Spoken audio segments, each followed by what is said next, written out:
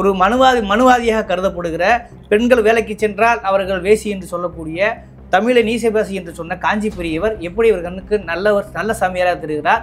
இது அம்பேத்கர் கொள்கைக்கு எதிரானது அல்லவா? இதை எப்படி புரிஞ்சுக்கிறது? யாரு? ஒரு ஆதவ அர்ஜுன் பேசியிருக்காரு நேற்று பேச்சில். நான் அதை கேட்கவில்லை. அப்படி ஆதவ் அவர்கள் காஞ்சி பெரியவர் நல்ல சாமியார் என்று சொல்லியிருந்தால் அது விடுதலை சிறுத்தைகள் கட்சியின் சார்பில் சாமியார்கள் போலி சாமியார்கள். காஞ்சி மகா பெரியவர் நல்லவர், காஞ்சி மகா பெரியவர் நல்லவர். புரட்சியாளர் அம்பேத்கர் அவர்களை படிக்கக்கூடிய அனைவருமே கருத்தியல் தலைவராக வர முடியும். புரட்சியாளர் அம்பேத்கர் அவர்களை படித்துவிட்டு ஒரு அறைக்குள் அமர்ந்து கொண்டு விவாதிக்காமல் களத்திற்கு வர வேண்டும். புரட்சியாளர் அம்பேத்கரின் கருத்தியலை களத்தில் விதைக்க வேண்டும். அந்த நாள் முழுக்க அந்த பசங்களுக்கு குடிக்க தண்ணி கூட கொடுக்காம அந்த டிராவல் எவ்வளவு கொடுமையா இருந்துச்சுன்னு சொல்லி அதில் மென்ஷன் பண்ணியிருந்தார். திருமாவளவனுடைய கட்சியை அந்த கட்டுக்குள்ளே இருக்க ஒழுங்கை சிதைப்பதற்காக ஆதவர்ஜி அனுபவப்பட்டிருக்கிறார். ஆதவர்ஜி ஏதோ உள்நோக்கம் இருக்குன்னு சொல்றாங்க இல்லையா? அதை நீங்க எப்படி? விடுதலை சிறுத்தைகளை சிதைப்பதற்கு ஆதவ் அர்ஜுனன் மட்டுமல்ல, யாராலும் முடியாது. அதுவும் அந்த அரசை விமர்சிக்கக்கூடிய தலைவர் மேடையிலே ஒருவர் இருக்கின்ற போதே அது ஒரு மன்னராட்சி போல் நடக்கிறது என்று சொல்வது உள்ளபடியே வருந்த தகுந்தது. அதற்கு உடனடியாக 2026க்கான தேர்தலுக்கான பணிகள் மன்னர் ஆட்சியை ஒழிக்க வேண்டும். கட்சியின் தலைவர் அண்ணன் எழுச்சி தமிழர் அவர்கள் இது கண்டிக்கத்தக்கது. இது விடுதலை சிறுத்தைகள் கட்சியினுடைய கருத்து கிடையாது, அது அவரது தனிப்பட்ட கருத்து. அவர் மீது இது ஏன் பேசினார் என்பது குறித்த ஒரு விசாரணையை உயர்மட்ட குழு நடத்தும்.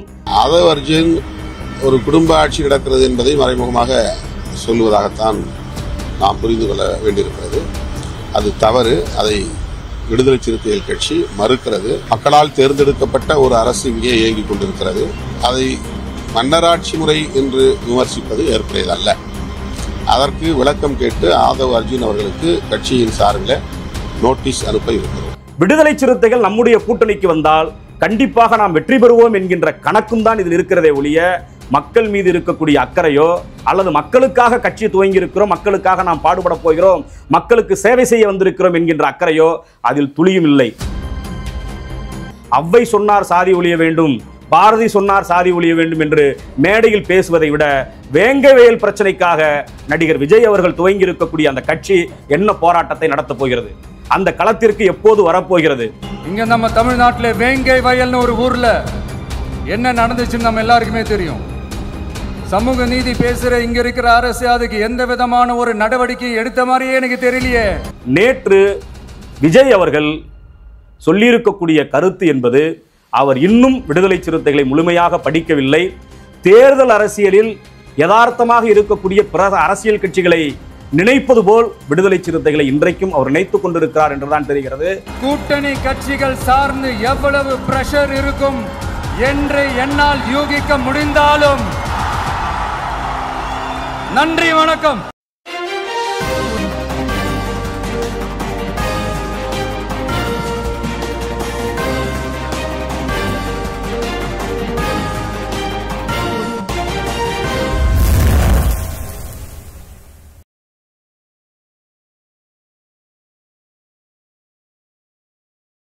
வணக்கம். இது அறத்தின் கழகம். இன்னைக்கு நம்ம சந்திக்கிற மிக முக்கியமான அரசியல் ஆளுமை விடுதலை சிறுத்தைகள் கட்சியின் மாநில துணை பொதுச் செயலாளர் திரு கனியமுதன் அவர்கள். வணக்கம் தொடர். வணக்கம். குறிப்பாக நேற்றிலிருந்த உங்களுடைய கட்சி விஷயம் பெரிய அளவுக்கு பேசும் பொருளாக மாறி இருக்கிறது. அது புத்தக வெளியீட்டு விழாவா அல்லது அரசியலை தீர்மானிக்கும் விழாவாங்கிற அளவுக்கு அரசியலும் கடுமையாக பேசப்பட்டிருக்கிறது. குறிப்பாக விஜய் திருமாவளவன் ஒரு கூட்டணி பிரசருக்கு ஆளாகித்தான் இங்கே வரலங்கிறத நேரடியாகவே சொல்கிறாரு. திமுகவையும் கடுமையாக விமர்சிக்கிறாரு. அதெல்லாம் தாண்டி ஆதவர்ஜியுடைய பேச்சும் நேற்று அந்த விடுதலை கட்சிகள் ஒரு ஒழுங்குன்னு சொல்லுவாங்க இல்லையா, அதை தாண்டி இருப்பதாகத்தான் பொதுவெளியில் பேசப்படுகிறது. இன்றைக்கி தொல் திருமாவளவனும் அதற்கான பதிலை சொல்லியிருக்கிறார். குறிப்பாக அவருக்கு நோட்டீஸ் அனுப்பணும், முறையாக விளக்கம் கேட்கணும் இருக்காரு. என்ன நடக்கிறது, இது எப்படி பார்க்குறீங்க? விகடன் குழுமத்தின் ஏற்பாட்டில் எல்லோருக்குமான தலைவர் அம்பேத்கர் நூல் வெளியீடு நேற்று சென்னையில் நடைபெற்றது. கடந்த ஒரு மாதத்திற்கு முன்பாகவே இது சம்பந்தமான விவாதங்கள் தமிழக அரசியல் அரங்கில் ஓடிக்கொண்டிருந்தன. விடுதலை சிறுத்தைகள் கட்சியின் தலைவர் அண்ணன் எழுச்சி தமிழர் அவர்கள் பல விளக்கங்களை அளித்தும் வருகின்றார். கடந்த ஆண்டே இந்த நூல் வெளியிடுவதாக விகடன் குழுமம் நம்மிடம் ஒப்புதல் வாங்கியிருந்தது. குறிப்பாக தலைவர் எழுச்சி தமிழரிடம் ஒப்புதல் வாங்கியிருந்தது. இந்த நூலை தமிழ்நாடு முதலமைச்சர் மாண்புமிகு தளபதி அவர்கள் வெளியிடுவதாகவும் அதை விடுதலை சிறுத்தைகளின் தலைவர் அண்ணன் எழுச்சி தமிழர் அவர்கள் பெற்றுக்கொள்ள வேண்டும் என்றும் விகடன் குழுமம் ஒப்புதல் பெற்றிருந்தது. ஏனோ அந்நிகழ்ச்சி தள்ளி வைக்கப்பட்டது.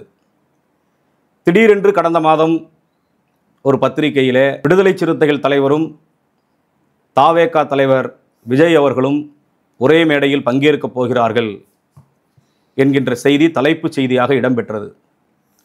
இது யார் கொடுத்தது என்று இதுவரை தெரியவில்லை. விகடன் குழுமமும் காமன் வாய்ஸ் ஆஃப் இந்தியா என்கின்ற அமைப்பும் உருவாக்கிய இந்த நிகழ்வு எப்படி வெளியே தெரிந்தது என்பது இன்று வரை பெரிய கேள்வியாக இருக்கிறது. பத்திரிகைகளில் அது தலைப்புச் செய்தியாக இடம்பெற்றது.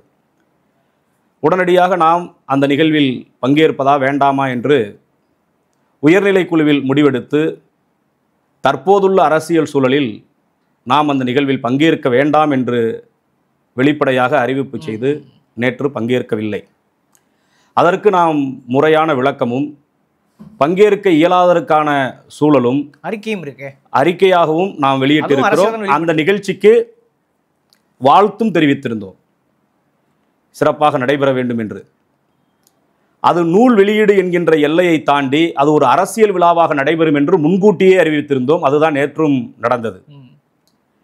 இன்றைக்கு என்ன சொல்லப்படுகிறது என்றால், அந்த நிகழ்வில் குறிப்பாக விஜய் அவர்கள் பேசியது விடுதலை சிறுத்தைகள் கட்சியின் தலைவருக்கு கூட்டணியிலே ஏற்படுத்திய நெருக்கடிதான் காரணம் என்று ஒரு விமர்சனத்தை முன்வைத்திருக்கின்றார்.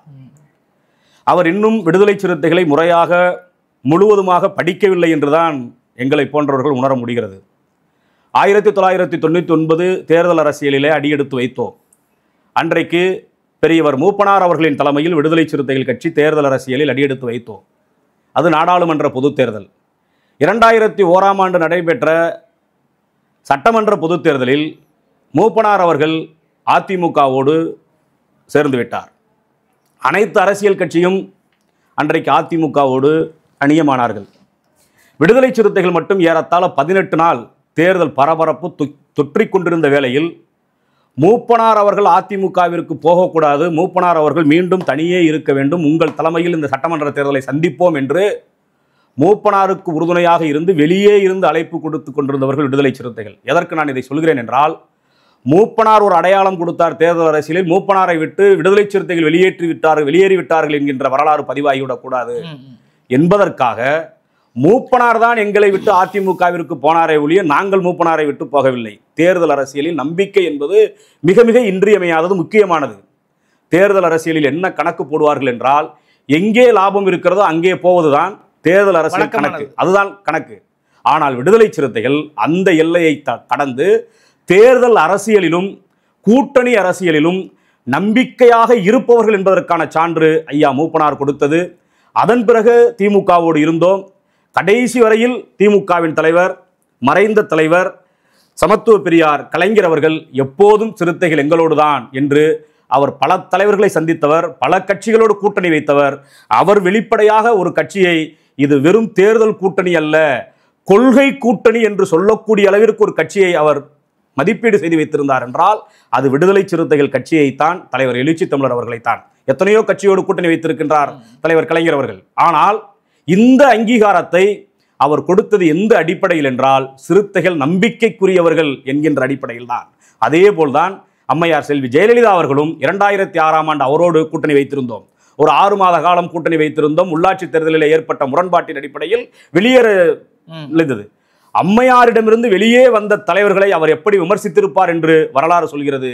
ஆனால் அன்றைக்கு அவர் என்ன சொன்னார் என்றால், தேர்தல் அரசியலில் ஆத்திரமோ அவசரமோ கூடாது, தம்பி எங்கிருந்தாலும் வாழ்க என்று அம்மையார் செல்வி ஜெயலலிதா சொன்னார் என்றால், அவரிடமும் அந்த 6 மாத காலம் மிகுந்த நம்பிக்கையை பெற்ற தலைவர் விடுதலை சிறுத்தைகளின் தலைவர் அண்ணன் எழுச்சி தமிழர் என்பது தேர்தல் அரசியல் அரங்கிலும் நிலையாய் இருப்பது. இன்றைக்கு தளபதி ஸ்டாலின் அவர்கள் அதை பல மேடைகளில் உறுதிப்பட சொல்லியிருக்கின்றார்.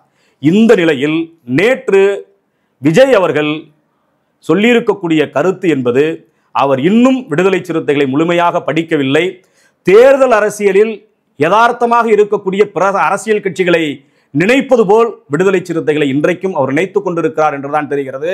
எங்களுடைய அன்பான வேண்டுகோள் அவருக்கு, புதிதாக கட்சி துவங்கி இருக்கின்றார், அவர் விடுதலை சிறுத்தைகள் போன்ற தேர்தல் அரசியல் களத்தில் இருக்கக்கூடிய கட்சிகளை அவர் நன்கு படிக்க வேண்டும். பிற கட்சிகளை படிக்கவில்லை என்றாலும் விடுதலை சிறுத்தைகளின் தேர்தல் அரசியல் நிலைப்பாட்டை, கூட்டணி விவகாரங்களில் விடுதலை சிறுத்தைகள் எடுத்திருக்கக்கூடிய நம்பிக்கைக்குரிய கதாபாத்திரத்தை அவர் உன்னிப்பாக கவனிக்க வேண்டும் என்று நான் இந்த நேரத்தில் சொல்லிக்கொள்வது என்னுடைய கடமை. நேற்று நூல் வெளியீட்டு நிகழ்வில் கூட அவர் அந்த நூல் குறித்து பெரிதாக எதுவும் பேசவில்லை. அந்த நூல் குறித்து பெரிதாக எதுவும் பேசவில்லை.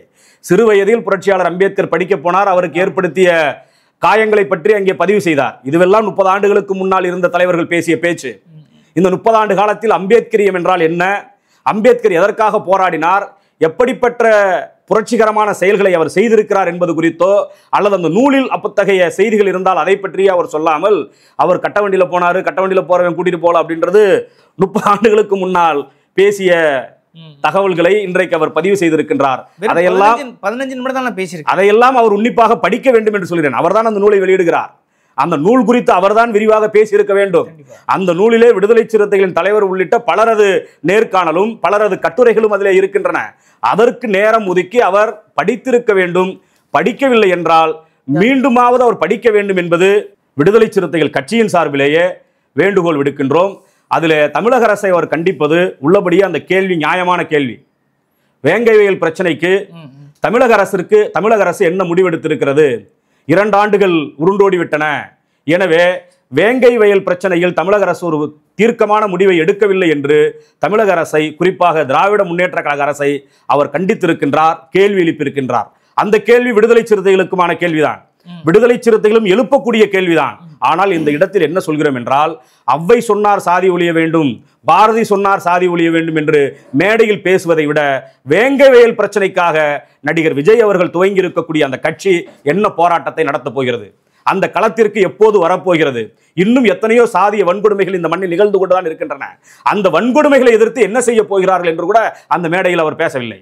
ஒருவரை விமர்சிப்பது என்பது அதிலே நியாயம் இருக்கலாம், அந்த கேள்வியிலே நியாயம் இருக்கலாம். ஆனால் அந்த களத்தில் நாம் என்னவாக இருக்கிறோம் என்பது மிக மிக முக்கியமானது. 2006ஆம் ஆண்டு அம்பேத்கர் விருது விடுதலை சிறுத்தைகளின் தலைவர் அண்ணன் எழுச்சி தமிழர் அவர்களுக்கு அன்றைய முதலமைச்சர் கலைஞர் அவர்களால் தமிழ்நாடு அரசின் சார்பிலே வழங்கப்பட்டது. அந்த மேடையில் சொன்னோம். அந்த மேடையில் என்ன சொன்னோம் என்றால், புரட்சியாளர் அம்பேத்கரின் பெயரில் தமிழக அரசு விருது வழங்குகிறது, இதை தலித் சமூகத்தில் பிறந்தவர்களுக்கு வழங்க வேண்டாம். எத்தனையோ தலித் அல்லாத ஜனநாயக சக்திகள் இந்த களத்தில் என்று போராடி கொண்டிருக்கிறார்கள், அவர்களுக்கு புரட்சியாளர் அம்பேத்கரின் பெயரில் வழங்கக்கூடிய தமிழ்நாடு அரசு விருதை அவர்களுக்கு வழங்க வேண்டும் என்று வேண்டுகோள் விடுத்தோம். 2007ஆம் ஆண்டு ஜனவரி மாதம் தமிழ்நாடு அரசு கொடுத்த விருது. அப்படி சொல்லிவிட்டு நாம் அமைதியாக இருக்கவில்லை. 2007ஆம் ஆண்டிலிருந்து புரட்சியாளர் அம்பேத்கரின் பெயரில் அம்பேத்கர் சுடர் என்கின்ற விருது அன்றிலிருந்து இன்று வரை விடுதலை சிறுத்தைகள் கொடுத்து கொண்டிருக்கின்றோம். விருது கொடுத்த தமிழக முதல்வர் கலைஞர் அவர்களுக்கு அருந்ததியர் உள்ஒதுக்கீடு வழங்கியதற்காக அம்பேத்கர் சுடர் விருதை 2010ஆம் ஆண்டு வழங்கியவர்கள் விடுதலை சிறுத்தைகள். கேள்வி எழுப்புவதோடு மட்டுமல்ல, விமர்சனம் செய்வதோடு மட்டுமல்ல, அந்த களத்தில் நிலையாய் நின்று போராடுவதுதான் ஒரு தலைவருக்கான மிக முக்கியமான பணி.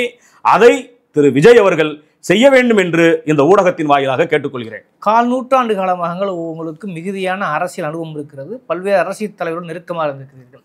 ஆனால் விஜய் போன்றவர்கள் கட்சி ஆரம்பித்து 1 மாதம் தான் ஆயிடுது. ஆனால் கடந்த காலத்தில் எந்த ஒரு சம்பவங்களின் பொருட்டு அவர் எந்த இடத்துலையும் கருத்து சொன்னதில்லை. அப்படி இருக்க, உதாரணத்துக்கு அனிதா வீட்டுக்கு போயிட்டு வந்தார், துப்பாக்கி குடிச்சலுக்கு போயிட்டு வந்தார், அப்போ கூட கருத்து சொல்லவில்லை. ஆனால் அவர் சக கலைஞராகக்கூடிய விஜய் சேதுபதி மிக முக்கியமான சென்சிட்டிவான விஷயத்தெல்லாம் கருத்து சொல்லியிருக்காரு. அப்படி எதுவும் கருத்து சொல்லாத, போராட்டங்கள் இதுவரை முன்னெடுக்காத ஒரு நடிகராக இருக்கக்கூடியவர் குறிப்பாக திருமாவளவன் மற்றும் டார்கெட் சேர்ந்து கூட்டணிக்கு வாங்கன்னு அழைப்பதற்கான அடுத்தவங்களுக்கான காரணம் என்னதான் நினைக்கிறேன்? விடுதலை சிறுத்தைகள் இன்றைக்கு ஒரு தவிர்க்க முடியாத பெரும் சக்தியாக வளர்ந்திருக்கிறோம் என்பதை அனைத்து கட்சிகளும் உணர்ந்திருக்கின்றன. அதற்கு கடந்த 2-3 தேர்தல்களை நாம் பார்த்தோம் என்றால் தெரியும். ஒரு காலத்தில் பாட்டாளி மக்கள் கட்சி எந்த அணியில் இருக்கிறதோ அந்த அணிதான் வெற்றி கூட்டணி என்று தமிழக மக்களால் அல்லது தமிழக அரசியல் கட்சிகளால் சொல்லப்பட்டது. இன்றைக்கு விடுதலை சிறுத்தைகள் எங்கே இருக்கிறார்களோ அதுதான் வெற்றி கூட்டணி என்று கடந்த சட்டமன்ற தேர்தலிலும் அதற்கு முன்னால் இருந்த நாடாளுமன்ற தேர்தலிலும் நிரூபணம் செய்யப்பட்டிருக்கிறது, நிரூபிக்கப்பட்டிருக்கிறது. ஏனென்றால் பாமக அதிமுகவிற்கு போய்விட்டது, அதிமுகவால் வெற்றி பெற முடியவில்லை. இன்றைக்கு திமுகவில் விடுதலை சிறுத்தைகள் இருந்து நாடாளுமன்ற தேர்தலிலும் அது ஒரு வெற்றி கூட்டணியாக பல தொகுதிகளை வென்றெடுத்தது. சட்டமன்ற தேர்தலிலும் ஆட்சியை பிடிக்கக்கூடிய அளவிற்கு அது வலிமையாகி இருக்கிறது.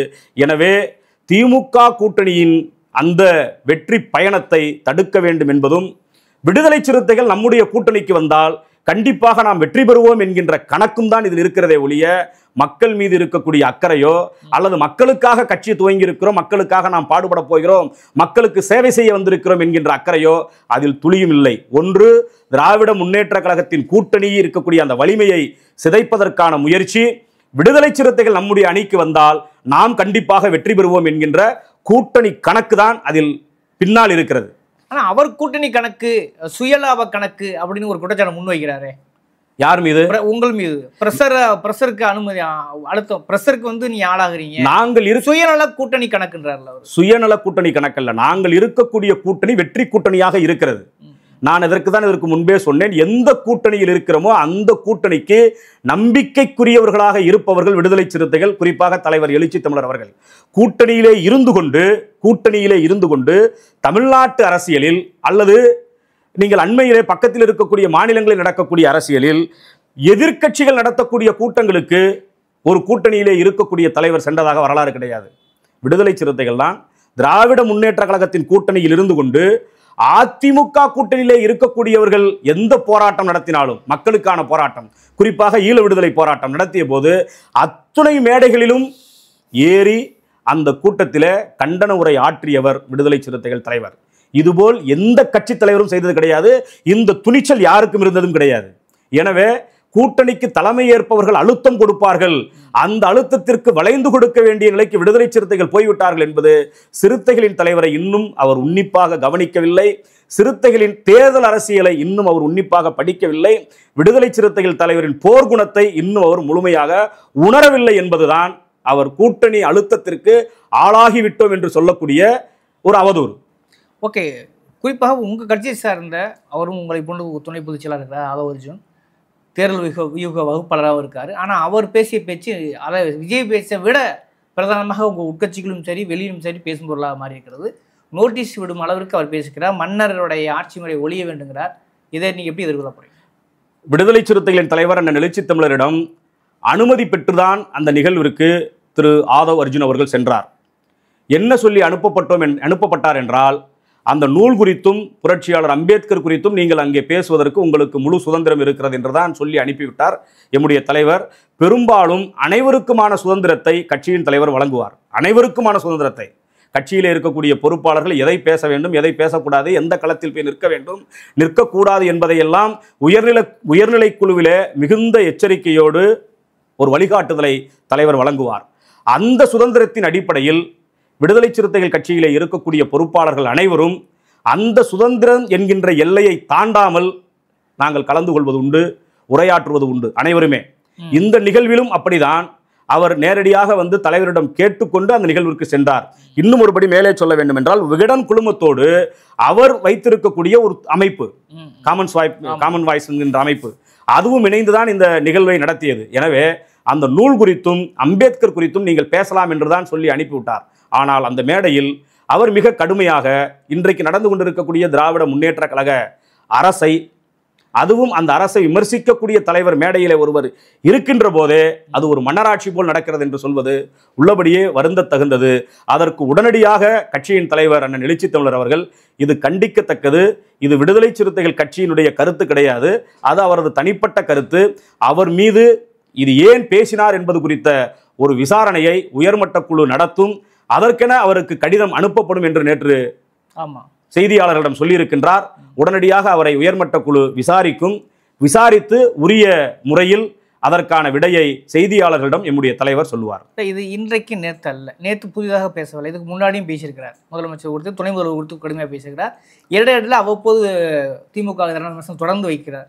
தொடர்ந்து வைக்கும் பட்சத்தில் இதுக்கு பின்னாடி எதுவும் ஒரு அஜெண்டா இருக்கிறதா அப்படிங்கிற கேள்வி இயல்பாக வருது இல்லையா? குறிப்பாக வெளியே வைக்கக்கூடிய விமர்சனம் என்னன்னா, திருமாவளவனுடைய கட்சியை அந்த கட்டுக்குள்ளே இருக்க ஒழுங்கை சிதைப்பதற்காக ஆதவர்ஜி அனுப்பப்பட்டிருக்கிறார், ஆதவர்ஜி ஏதோ உள்நோக்கம் இருக்குன்னு சொல்றாங்க இல்லையா? அதை நீங்க எப்படி புரிஞ்சுக்கிறது? விடுதலை சிறுத்தைகளை சிதைப்பதற்கு ஆதவ் அர்ஜுனன் மட்டுமல்ல, யாராலும் முடியாது.